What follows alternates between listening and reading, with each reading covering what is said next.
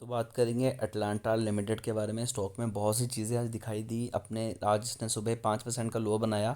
उसके बाद अचानक से स्टॉक में वॉल्यूम बढ़ा और स्टॉक गया सीधा 10% का जंप लगा के ऊपर। और जो लो था 35 रुपये 10 पैसे का, वहाँ से स्टॉक गया था तकरीबन 38.75 पैसे के ऊपर। वहाँ से अगेन गिरावट हुई और अभी स्टॉक 3% के लो पर है। सबसे अच्छी चीज़ स्टॉक में फ़िलहाल ये है कि स्टॉक ने लोअर सर्किट नहीं बनाया, जो कि एक ये इंडिकेट कर रहा है कि अगर आप यहाँ से निकलना चाहते हैं तो निकल सकते हैं। लेकिन फिर भी जो रिटेल इन्वेस्टर है वो लगातार इसमें होल्डिंग बनाए हुए है। पिछले 5 दिनों में 18% की तेज़ी, एक मंथ में 65% के रिटर्न, 6 मंथ में 136% के रिटर्न, पिछले एक साल में 133% के रिटर्न, 5 सालों में 109% के रिटर्न।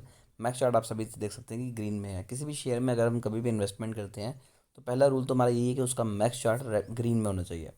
उसके बाद कंपनी के फंडामेंटल पे भी नज़र डालते हैं, क्योंकि क्वार्टर 4 में काफ़ी ज़्यादा एक्सपेक्टेशंस है मुझे इस शेयर से कि कुछ बड़ा ये करके दिखाएगा।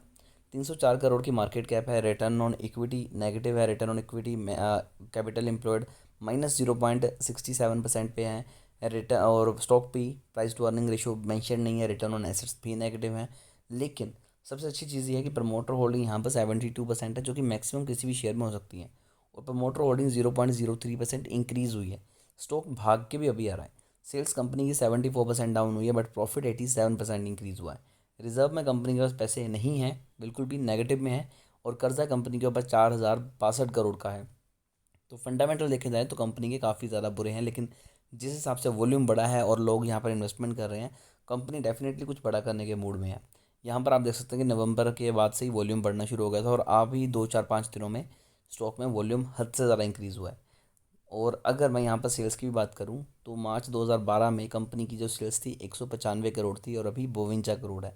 लेकिन एक अच्छी चीज़ ये है कि बीच में कंपनी की सेल्स बढ़ने के साथ कंपनी के एक्सपेंस भी बढ़े थे, तो अभी कंपनी ने अपने एक्सपेंस काफ़ी कंट्रोल किए।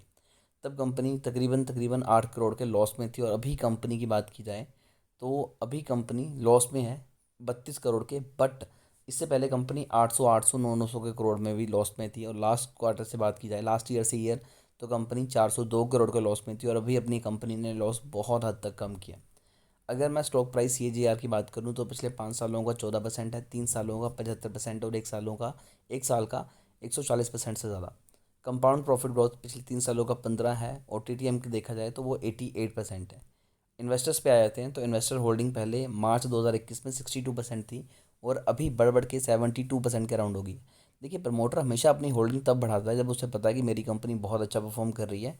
और यहाँ पर अगर मैं इन्वेस्टमेंट करता हूँ तो मुझे कम से कम यहाँ पर 1 से 2x का प्रॉफिट होगा। उसके बाद गवर्नमेंट ने भी इस शेयर में इन्वेस्टमेंट की हुई है और पब्लिक की होल्डिंग यहाँ पर 28% है। तो ओवरऑल देखा जाए तो डेफिनेटली स्टॉक में रिस्क लिया जा सकता है, पैसे लगाए जा सकते हैं। बट अभी थोड़ा सा वेट करें, क्वार्टर 4 के रिजल्ट के बाद अगर स्टेबल रहते हैं तो डेफिनेटली स्टॉक में बहुत ज़बरदस्त तेज़ी आपको दिखाई देगी। फिर भी इस शेयर को लेकर अगर आपकी कोई भी क्वेरी है तो कमेंट कीजिए, हमारी कोशिश होगी कि आपको एक अच्छी एडवाइस दें।